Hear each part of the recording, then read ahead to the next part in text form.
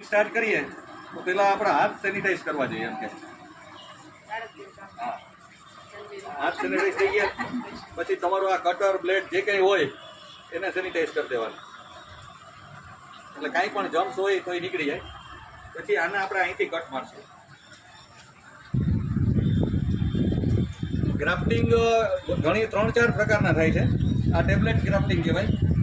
બીજું આવે છે વી શેપ આવે, બીજું સાઈડમાંથી પણ ગ્રાફ થઈ શકે, પણ સફળ વધુ આ ટેબ્લેટ ગ્રાફ્ટિંગ થાય છે.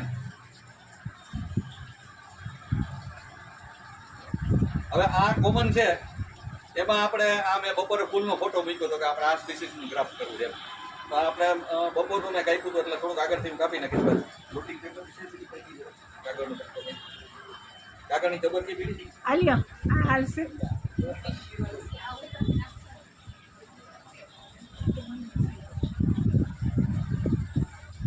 અમારે બધી વસ્તુ એની યાદ હોય. ઝાડમાં વાવતા હોય તો પછી હાથ ધોઈને રૂમાલ નેપકીને એને યાદ હોય. હવે પેલા બપોરે કાપેલું હતું અહીંથી કટ કર્યું, હવે નાનું પાછું બીજું કટ કરશું. આમાં બહુ મોટા કટિંગની જરૂર નથી, આટલું અવડું કટ કરશું ને.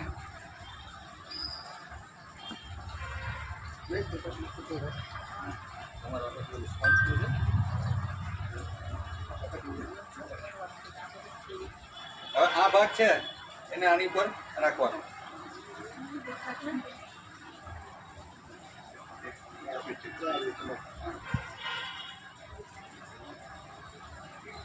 કટર બાદ બેરા ખાલી એમને મૂકી જ દીધું.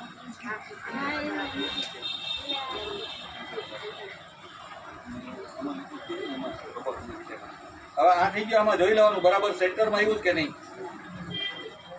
અને આને આ રીતે આમ કરી અને બધી બાજુથી હલકું પ્રેશર આવે એટલે આમ રાખી અને પછી રબર બેન્ડ બાંધી દેવાનું. નાની પતરી છે ને એમાં વીટેલું છે રબર.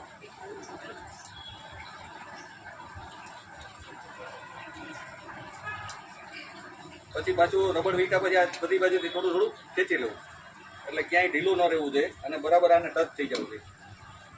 હવે આ ગ્રાફ્ટિંગ આપણે કરી લીધું, પછી શું કરવાનું છે? આને હવે પાણી બિલકુલ આપવા નથી. અઠવાડિયા સુધી તો બિલકુલ નથી આપવાનું.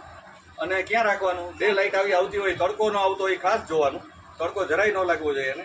ડે લાઇટમાં રાખવાનું. અઠવાડિયા પછી તમારે થોડું થોડું પાણી સ્પ્રે કરવાના સાઈડથી સરફેસમાં. પીવડાવવાનું નથી હો, એ ધ્યાન રાખજો. 15-20 દિવસ થશે એટલે આનું સ્પ્રાઉટિંગ બહાર નીકળશે. પ્લાસ્ટિક તોડી અને પણ એક નાની નીકળશે. એ રીતે 2-3 બાજુથી નીકળશે.